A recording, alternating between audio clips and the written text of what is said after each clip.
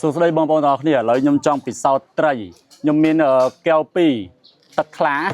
ឥឡូវខ្ញុំចង់យកត្រីដាក់មើលថាតើត្រីចេះស្រឡាញ់គ្នាអត់ឥឡូវចាំមើលទាំងអស់គ្នាបើសិនជាវាជុលគ្នាវាអត់ស្រឡាញ់គ្នាទេតែបើវាបឺតមកគ្នាវាស្រឡាញ់គ្នា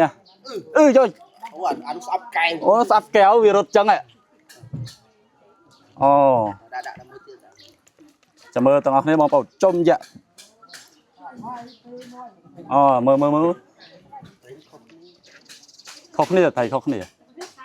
ចុយយ៉ាទៅមួយទៀតអូមើលបងប្អូន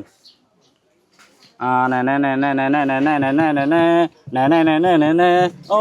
អានេះបឺតមកគ្នាមិញអូអានេះជុលមកគ្នាថៃវាចេះស្រឡាញ់គ្នាដែរអូនេះមើលមាត់វារកគ្នាវាចេះមករកគ្នាវាចេះស្រឡាញ់គ្នាបងប្អូនកុំថាមនុស្សចេះស្រឡាញ់គ្នាត្រីក៏វាចេះស្រឡាញ់គ្នាដែរ